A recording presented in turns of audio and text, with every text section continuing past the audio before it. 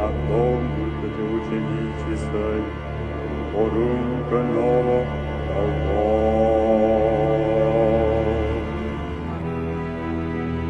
Здесь знакомьтесь, ученической, порунка нового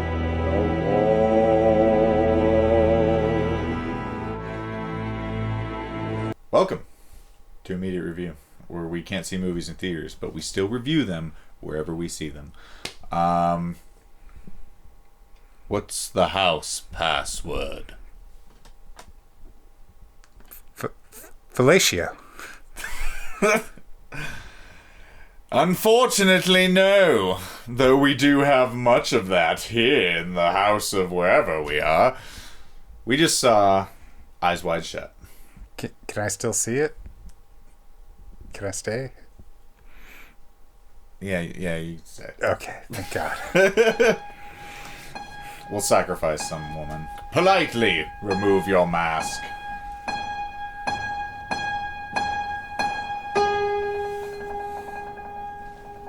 All right, yeah, we just saw Stanley Kubrick's Eyes Wide Shut. So, I have seen, I'm pretty sure all of Stanley Kubrick's movies. No, you've seen all of his like super iconic Okay, ones, yeah, but yeah. you haven't seen his first couple early ones. Yeah, so this one I had not seen. First time watching it, but I'm a huge Stanley Kubrick fan. So I was very excited to see this one. Dakota, you've seen this how many times? Dude, this is the first Stanley Kubrick movie I ever watched, man. When I was 8. Oh, I thought you were joking. I thought you were saying this is the first one I've ever watched. Oh no, not like, this no, one. No, like no, right down, right no, down. but Eyes Wide Shut is my introduction to Kubrick. Really? When I was 8, I watched this on HBO. Interesting. My intro was Full Metal Jacket. I'm pretty sure. When I was younger, nice, yeah. nice. Yeah, and wow, this viewing we just had, I felt like I watched an alternate cut or something. This was fantastic. I absolutely had a blast. Oh, I want to address, we said we're not going to review movies that we will likely see in theaters. This is one that when they do a remaster, we'll see, or we might catch a film print. But this is one that's such a mind fuck that we thought it'd be okay to double down on the review for in the future when we see it in theaters, because the second time you see it is just totally different from the first. So plus, like, all the theaters are closed, and they just had their 20th anniversary. yeah, the 20th anniversary was last year. That's so. what we were hoping. We were hoping last year that Hollywood Theater would show it, and it never happened. All right, ramblers, let's get rambling.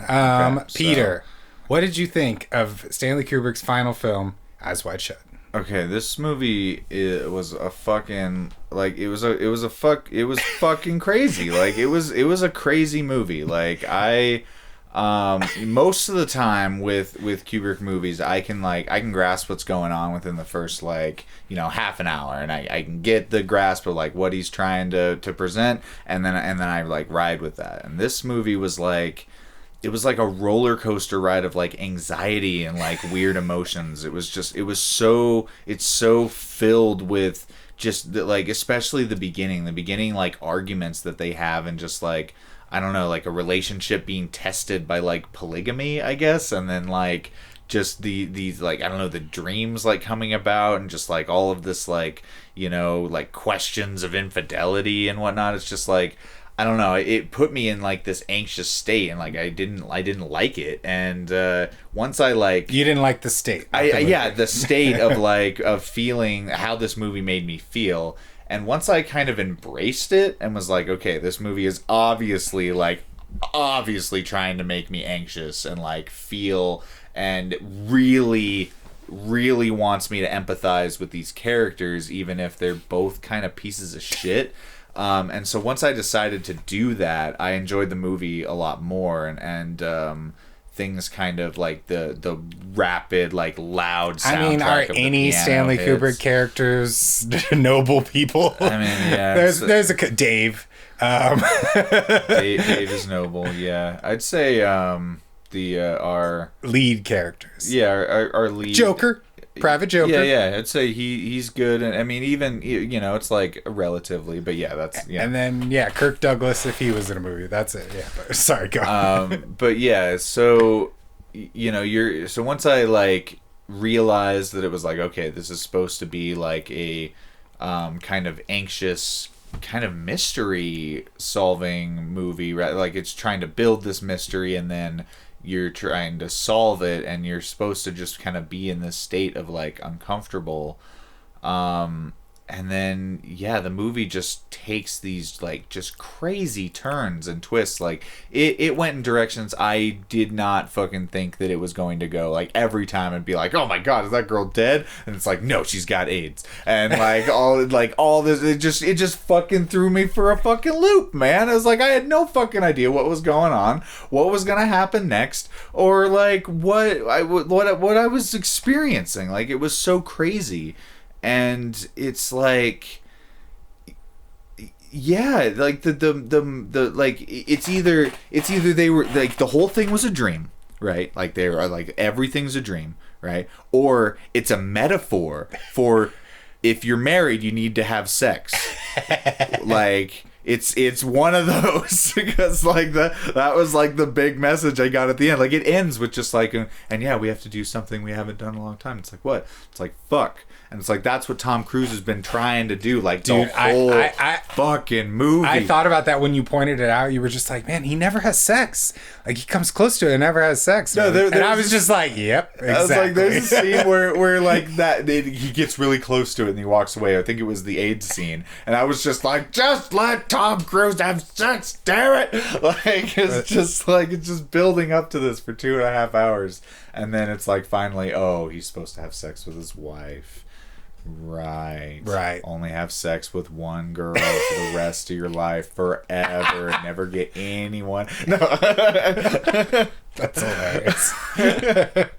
But yeah. So yeah, really crazy mindfuck. But it was cool too. Like it did have a good sense of mystery. And like I said, when I started like actually like letting myself like sit with the anxiety the movie was making, the soundtrack like pierced through like way more. It was like those loud just single notes just like, I don't know, like hit your core when more it's the only thing. Yeah, you're in that state of just like, what's gonna happen, what am I looking for? Well, and your memory ties it back to the scene when they confront Tom Cruise and stuff, so it's permanently associated with just this anxious situation. Yeah.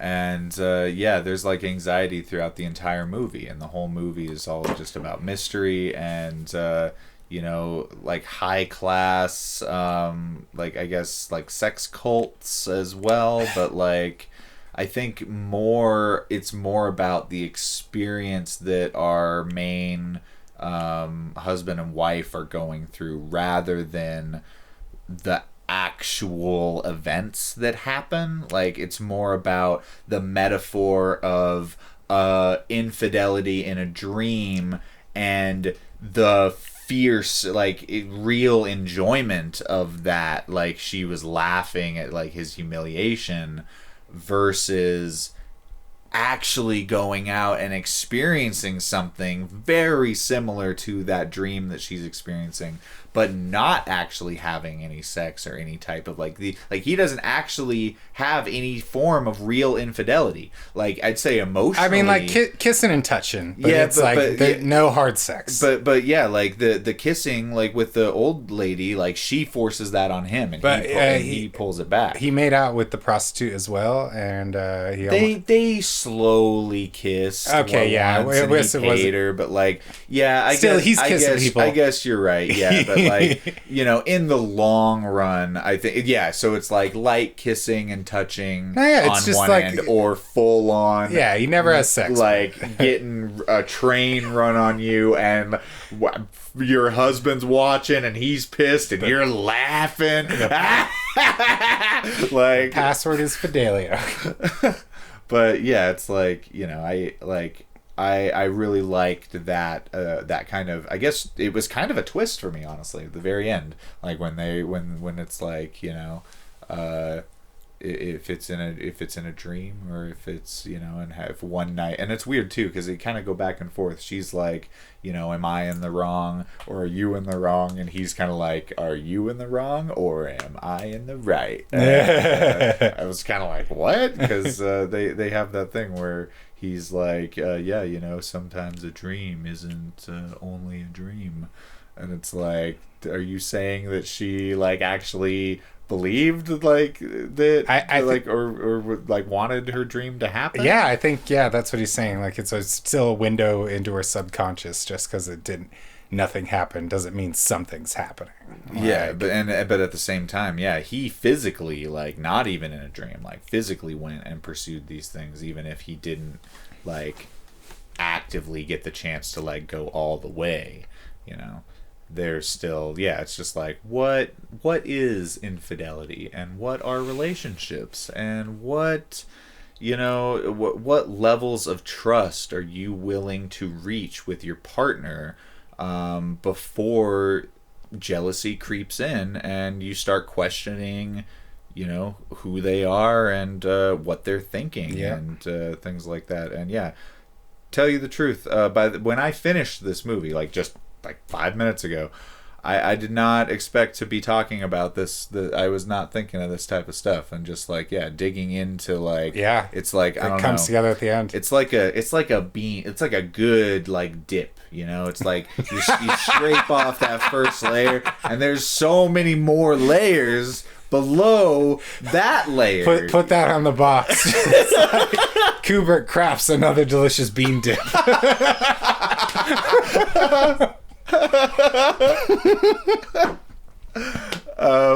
Yeah, but like, I don't know, that's what I felt like. I felt like every time I was just like, oh, this is so good. It's like they scrape that layer off and there's something even more delicious below that.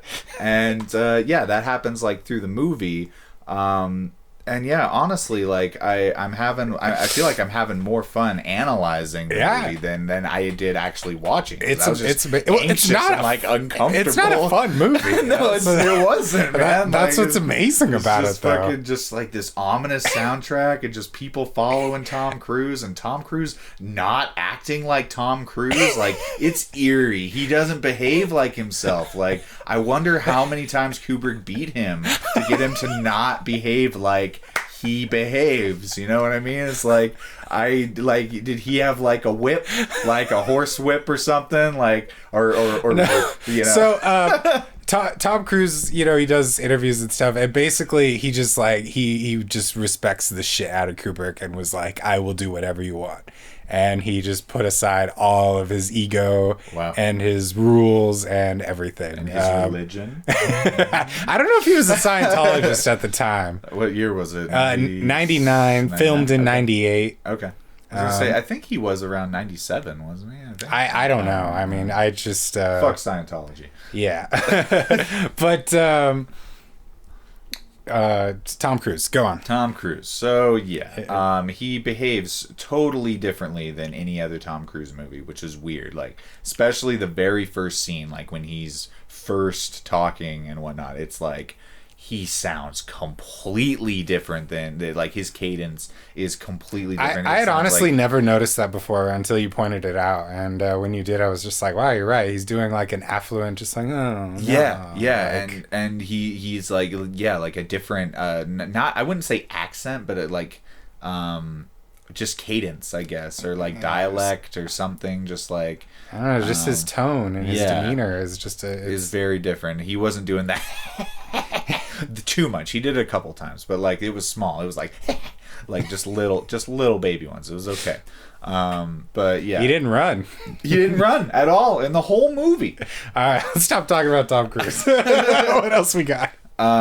Okay, so I mean, there's a lot of stuff to talk about. I love the soundtrack, and I loved how there's a character kind of incorporated into this cult's music. Like, they literally have a guy they pay and tell to come to a place every night an hour before he's supposed to be there, and he shows up and they blindfold him and shit and bring him in, and yeah, he plays ominous fucking cult music while everybody while Leon Vitali rolls around and fucking tells women to go like bang people and whatnot. And yeah, it doesn't really like it. I mean, yeah, it like it presents all of this like, these questions, like, you know, what is going on in Tom Cruise's head? What's going on in Nicole Kidman's head? Yeah.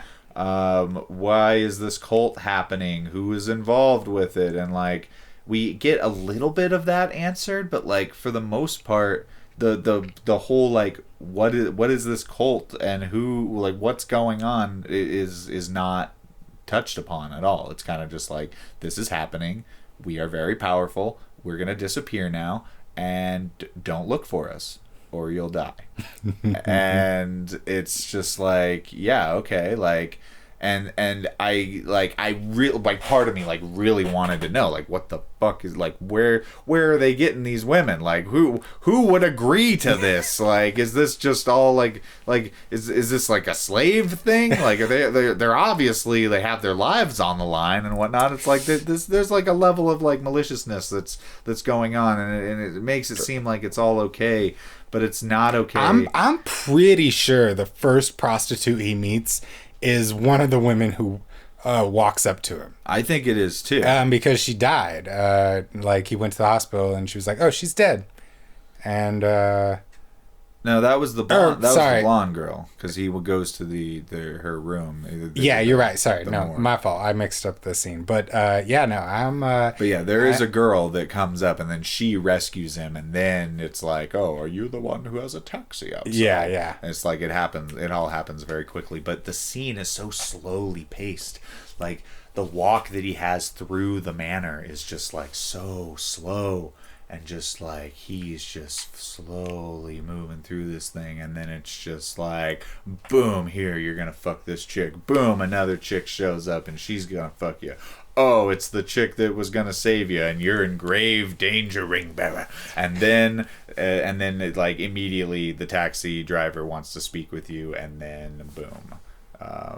Bum, bum, bum, bum, bum, bum, bum. Yeah, it's like, and yeah, the soundtrack is like so ominous. It's just two notes. It's just two notes. It's brilliant. It's just two notes. It's like, what the fuck? I think it's 3, but it's like bum bum bum bum bum bum. 3. There's the third one. And then ding.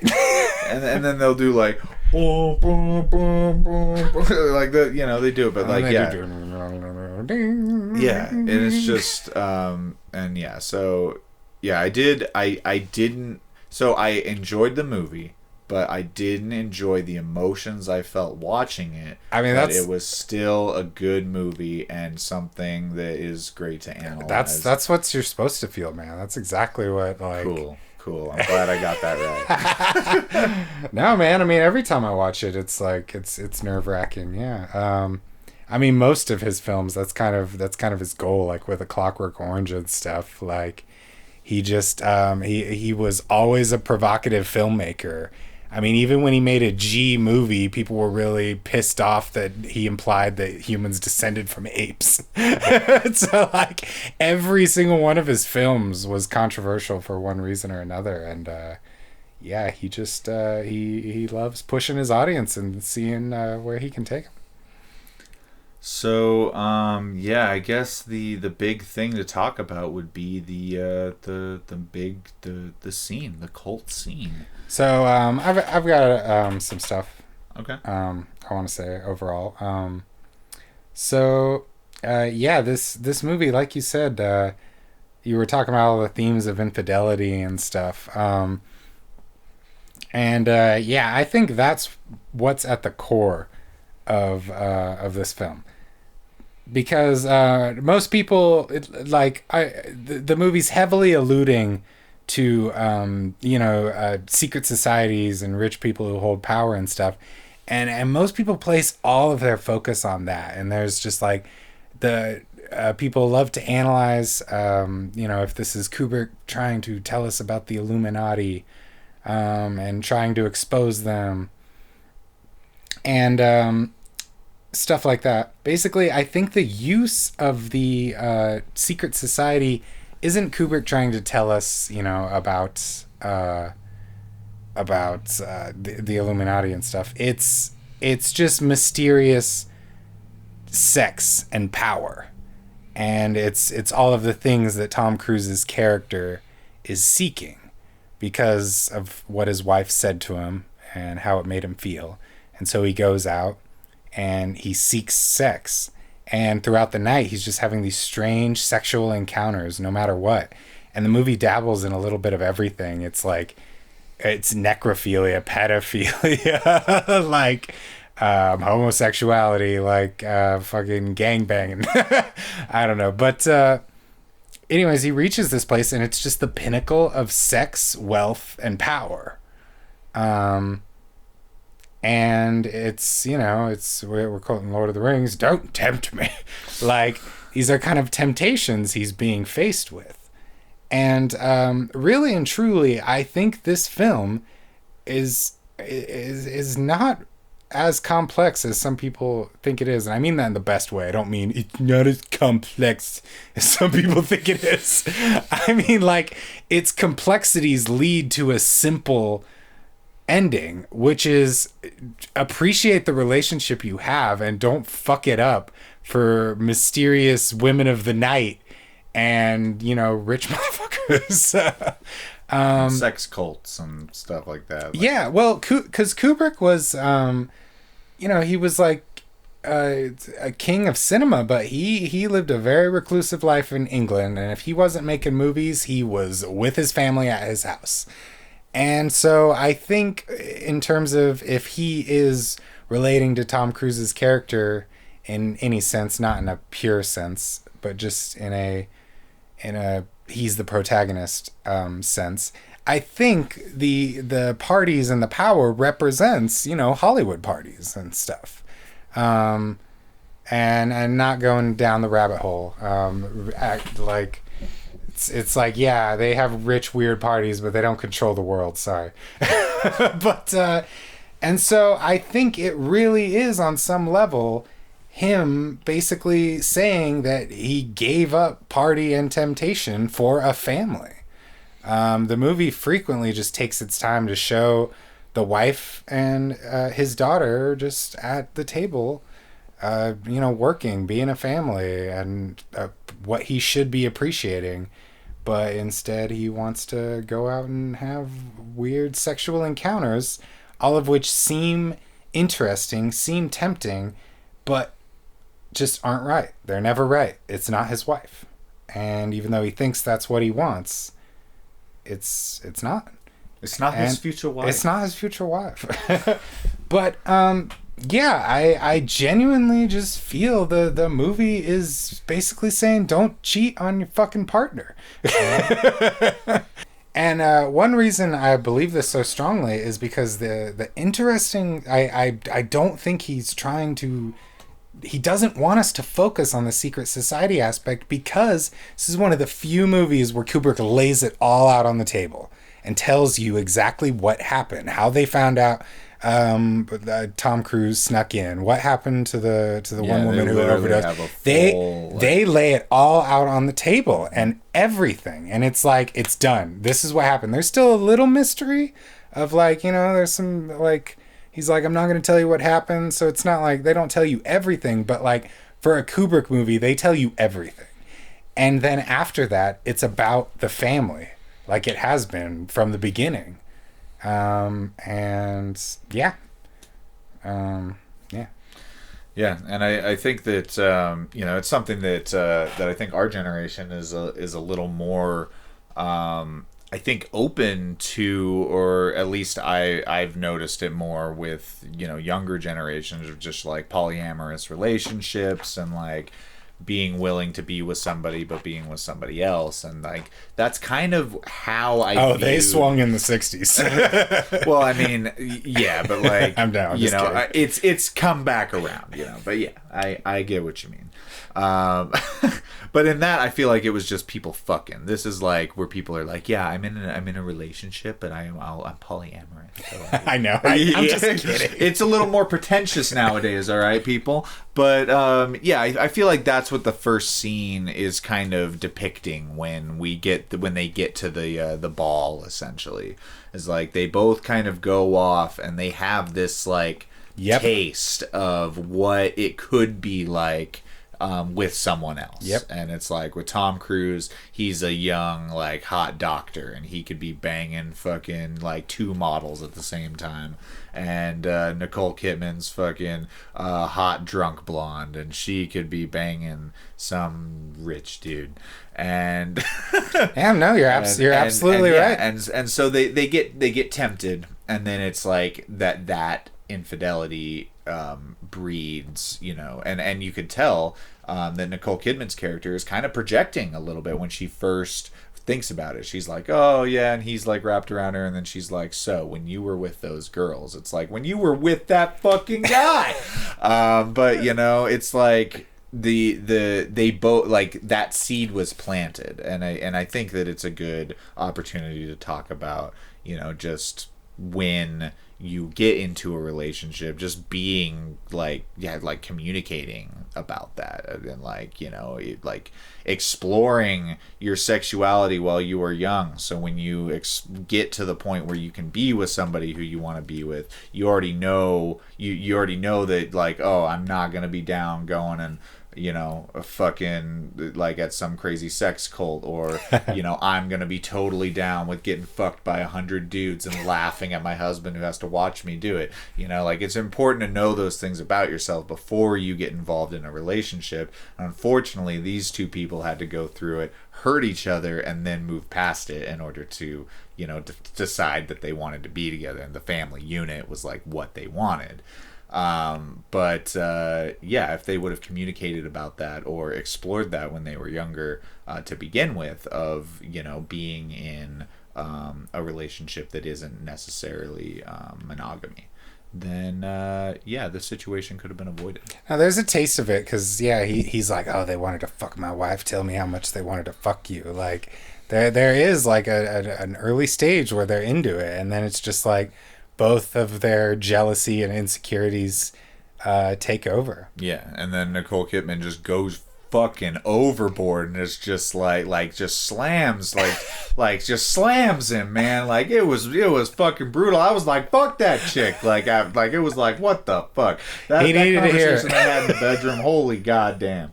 It's such a good scene. It's one of the best scenes in the movie. Like, yeah, and then they kind of, yeah, they repeat it.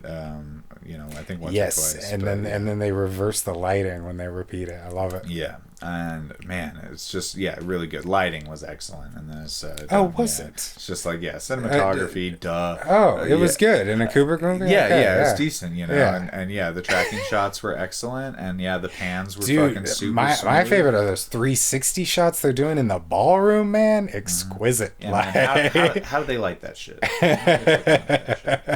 I know, man. They have access to a giant room, and they clamp lights to the fucking ceiling. I know, but it's like, I can't afford that.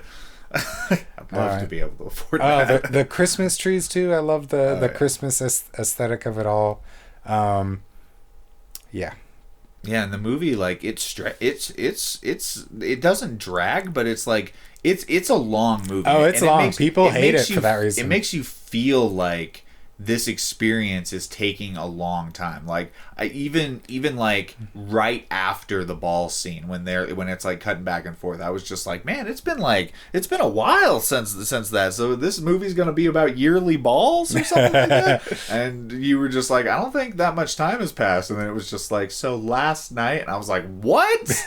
Last night? Like, the editing just made it seem like this was just dragging on and going so slow, and the pace was just so slow, but like the pace of the movie was great, but scene by scene, like how the scenes were laid out was so slow and methodical. And it's like, it's an interesting point, you know, and none of it was slowed down either. So it's like these actors literally had to walk, like, I'd say 40% slower than a normal person would walk. Yeah, in a normal situation. That's what makes the film so interesting. Yeah, it's like, and yeah, it kind of adds to that, like, maybe it's a dream type thing, because everything's just what's like, real and what's not. Yeah, and like it just has this very slow, like, drifting feel to it. Like, it's very cool. Yeah. Man, yeah, after watching it, I just felt like so satisfied and overwhelmed, like all Kubrick movies make you. I just man, it's so good. Yeah, it's like, and it's weird too, like I said, it's like I did not expect to be talking about like this type of stuff when the movie was over. I was just like, okay, like that's a movie, and then it's just like, yeah, you just start picking these layers apart. Yeah, because you realize it's not actually about the cult. And yeah, it's like I honestly thought that we'd be focusing way more on the cult when I was watching the movie, and now it's like I barely have a lot to say about that, and it's more about like the context of what our characters are experiencing and what the cult means as a metaphor rather than like the cult, because in the scheme of things, the cult isn't even really a big part of the movie. Yeah, lengthwise, it's the centerpiece of the film. It is definitely like, I mean, it's right smack dab in the middle of the movie. It's like the movie leads up to it, and then from then all the events. It drives the plot forward and then gives the plot the ramp to ride down for the rest of the movie. But like, in terms of like, you know, like whenever anybody talks about Eyes Wide Shut, they're always like, the cult scene. Yeah, the past. Yeah, it's like I haven't heard any of this conversation stuff come from this movie, and it's like obviously I haven't seen it, so nobody wants to spoil anything. But like seriously, all I hear about is that there's sex and butts and cults, and that it's about the Illuminati or something like that. And it's like I didn't get that too much. Like. You know, I don't know. There was like there was one scene where they're like where he's sitting down with the musician and they like have this thing where it's just like I don't know until like an hour before, and then you know, and then like he gets a phone call and it's just like, oh yes, I know where that is. And I was like, Illuminati. And, you know, it was just like, yeah, it's like that is I think is a joke like way to look at this movie. Like I don't think this movie is trying to say that. Like if it was, it's saying it really badly. It's like if Kubrick wanted to say that in a movie, it's like you think this is what he's gonna do. The Illuminati totally let him do it. Yeah, they gave him a free pass. Yeah, fucking. It's like, no, the real villains, you can look them up. They're out in the open. Yeah. So yeah, very enjoyable. Very enjoyable. So this is Kubrick's final film. There was a 12-year gap between Full Metal Jacket and this. And when this was released, very mixed reviews. Kubrick had died. So it was like it was. We can talk shit on him now. Well, they already did that plenty when he was alive. But more so actually. Where was I? But yeah, not well received. Often not cited as one of the best. It's got its fans, but a lot of people don't think it's a satisfying conclusion to his filmography. Like, what do you think about that? I mean, a satisfying conclusion to his filmography. I mean, just, some people think because he died before it was fully edited that, like, this isn't what Kubrick would have presented to us, but Leon Vitali took it over. And, we went and saw Leon Vitali do a Q&A, and if anybody can edit a Kubrick movie, it's him. Hold up. Hey, this is us from the future. That's not actually true. Dakota is going to correct information. Oh, we just did another review. We're not going to tell you what you'll see, but we need to update our Eyes Wide Shut review because that information you just heard from me, that's believed by a lot of people, is totally false. So the next day after we recorded that review, I went on Twitter and asked Katerina Kubrick, who's Stanley Kubrick's daughter. I actually initially asked her about the Illuminati. I'll mention that. But she said, in reference to Eyes Wide Shut, he thought it was his best contribution to the art of film. I'm so glad he was happy with the reaction from Tom and Nick and the studio heads. He told me he couldn't be happier. Okay, when I read this, I was like, holy shit, because that means Kubrick had a final cut and watched it with Tom and Nicole and the studio heads. And so I wanted to ask, but I had already been asking her so many questions. I was just like, I think that's proof enough. But someone else did ask. They said, wait, I heard it wasn't finished. I didn't copy that tweet. Sorry, I'm paraphrasing the tweet. But basically, they said that they heard the film was cut down significantly. And she responded, not one single frame was cut. They had to insert digital figures to satisfy the US censor. It was the least worst option. Kudos to Warner Brothers for not cutting the film. They would never have touched it. So anyways, this proves that Stanley Kubrick had final cut. And the movie we saw, it is Stanley Kubrick's Eyes Wide Shut. I've been under the impression that Leon Vitali finished the final editing, and that the music was, a lot of people think the music was chosen last minute, and this is like heavily treated as fact, but yeah, word from someone who was raised by him and was worked on the movie, Kubrick cut the film. So yeah, what do you think about this? I mean, I was like flabbergasted when you like sent me texts saying that you were speaking to Stanley Kubrick's daughter, and yeah, talking about the fact that we reviewed it. She asked if I was a child. Because okay, so my initial text to her, I asked, I told her that Peter, fuck, I don't have that one. But I told her that Peter loved the movie, but he was pissed that all he's heard about it is Illuminati sex cults. And she responded, yes, the mythology surrounding Eyes Wide Shut doesn't help. It's such a serious and multi-layered film about our humanity and oftentimes lack thereof. I think it bears multiple viewings to get the most out of it. Now, she's trying to cover up for the Illuminati. No, I'm just kidding. But seriously, it's like, I think people really need to get over their Illuminati theories. Like, it's straight from somebody who worked on the film. Like, that is not what Stanley Kubrick wants you to focus on. And I don't know if we've gotten to that portion in our review. We talk about it. Maybe we've already talked about it. Maybe we're about to. But, yeah. No, dude, you gotta stay woke. All right, it's all about the Illuminati, fucking big budget, high tier fucking sex cults, man. You even saw it, dude. The one guy, he was selling costumes to them all and selling a little girl, dude. You ain't even woke yet, dude. You ain't even woke. But no, I'm being sarcastic, and fucking seriously, people. Like, there's a lot more to this movie than a fucking sex cult. Come on now. Yeah, and here's one last tweet, just for fun.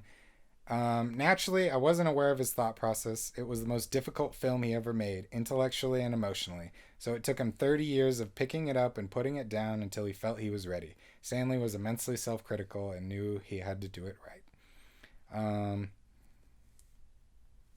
Yeah, I loved hearing these kind words about it and kind of debunking a fact, reaffirming a theory that I had that, that's all bullshit.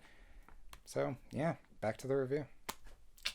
But, yeah, a lot of people just don't think it stacks up to his other films, and that wasn't worth the wait, and it is not a satisfying cherry on the cake that is his career. Not a satisfying layer of bean dip.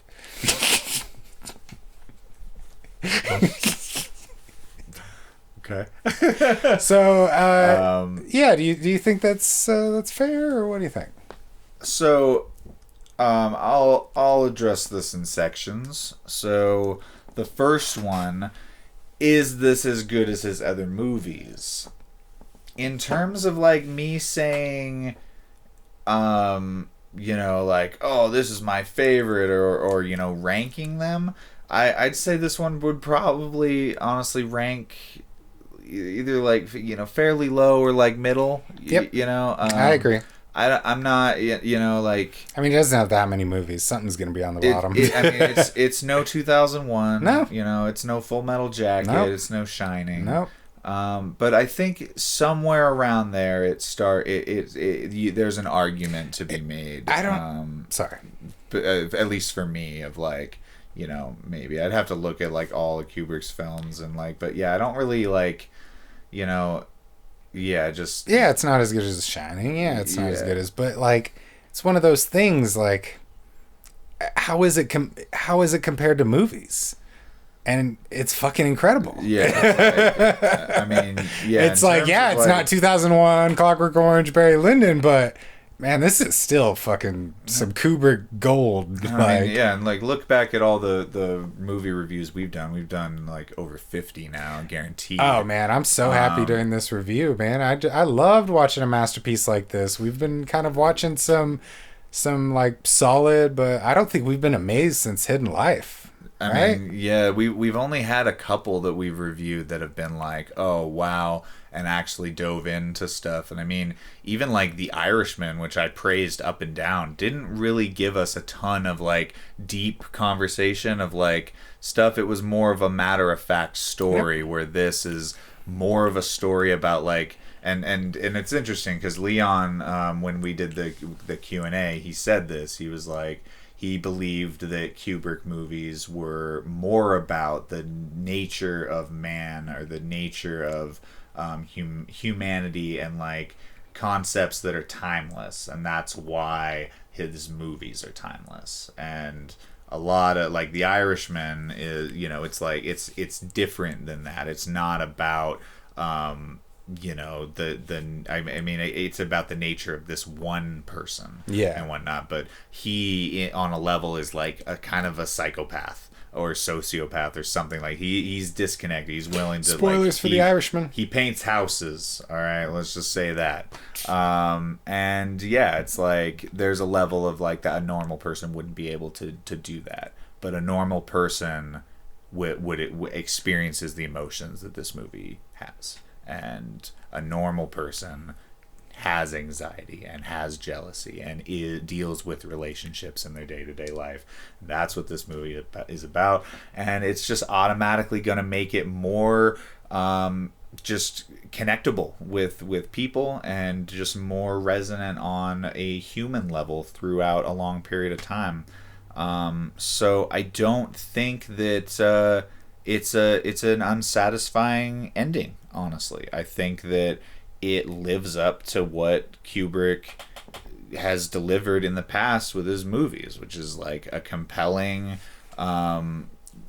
film to digest and talk about and learn lessons from, and to pass on to generations further, and to like, you know, take those ideas. And because there's no answer in this movie, there's no like yes or no, there's no like true decision of what they want to do, you know. It's just like, all right, yeah, we're gonna go fuck. It's like they could have fucked and then their relationship fell apart right after that. We don't know. There's no conclusion to what actually happens. And it makes it fucking real. Yeah, because anybody could experience something like that, an open-ended ending where you don't know what's gonna happen, and just because you decide to be together with somebody doesn't mean that it's gonna happen. And yeah, it's like The Shining like is a great movie, but I don't feel like the themes that you talk about in it are as deep and compelling as what we're talking about right now. You know, we talked a little bit about, you know, like the struggling family dynamic, and like a mother trying to protect her special needs child. Well, this one's based on a short film that he kind of embellished on, where The Shining he took a lot away from and just kind of stripped it down. Yeah, and this I think he had to take a little more creative leeway with how the emotional direction went, where The Shining is a little more, I guess, laid out in the source material. But they're both excellent. Yeah. And I honestly think The Shining is a better movie, but I think this has deeper themes and concepts to discuss in the longer, like, long-term scheme of things. Honestly, I kind of compare it to Quentin Tarantino, because people often kind of talk shit on Death Proof, and it's like, yeah, it's not Inglourious Bastards or Pulp Fiction, but it's still Tarantino doing his thing and killing it. Yeah. Like, no matter what, he's gonna deliver something great. But man, I just I do think it is the perfect cap to his filmography. I really do. I like, anytime I watch his movies in chronological order, it just feels right. I don't know, that just abrupt hard cut, and the fact that it's about family, and that's what Kubrick cared about most in his life, it's sensible that his final film is a bit more personal, and not, I would have loved to have seen, Napoleon, the movie he never got to make, but I mean, it's like, yeah, it could have been a 4-hour grand epic comparable to Lawrence of Arabia, but I don't know, he just made this intimate, just film about relationships and secrets and lies. And it's absolutely wonderful. Yeah, I just like you said, the themes in it are very strong. So obviously, this is all personal preference, but we definitely have no problems with the pacing and stuff, because we haven't really complained. But yeah, a lot of people do not like how long this movie is, and I can see that. One person I know told me this was the stupidest film of all time. And I was like, what about like Jack and Jill from Adam Sandler? And she's like, nope, Eyes Wide Shut is stupider. And I was just like, what about, like, I kept naming just like, I don't know, just doofy ass movies that's like, come on, you're really going to say this is the dumbest movie ever? And yeah, she stood by it. She was like, Eyes Wide Shut is stupid. And that's all it is. I was like, okay, good analysis. But what a review that would have made. But yeah, she hadn't seen it since 1999 when it came out. But anyways, that's one. Another thing that was more of an issue at the time, not so much anymore, but casting Tom Cruise and Nicole Kidman was seen as stunt casting, and it was seen as like, here's the hot new couple and in the new Kubrick movie, and just a lot of people just don't like that it was these two A-list actors that were on the cover of People magazine, and just a huge part of pop culture at the time. And they don't like that. Yeah, it's like, yeah, because it's, I don't know, some people find it distracting because they're a real couple. I think it fucking works really well for the movie, and I don't know. Yeah, I mean, it was like I was compelled by their performance. Like I said, it's not really an issue now because they're divorced, and it's not. But like when this movie came out, like they were still together. They were like the Hollywood it couple, and it was kind of, people were kind of rolling their eyes like, oh, fucking Meg Ryan, Tom Hanks, like, what I mean, just like another power celebrity couple. And yeah, so that was another reason it was kind of looked down upon when it initially came out as well. And yeah, and like David Lynch said he hates this movie, and like David Lynch makes this should be his favorite Kubrick movie. Maybe that's why he hates it. Yeah, I don't know. Yeah, that's interesting. Yeah. But fuck yeah, Eyes Wide Shut. We'll one day get to do a follow-up review. Yeah, any last words? Cucumber. Benedict Cucumber. Batch.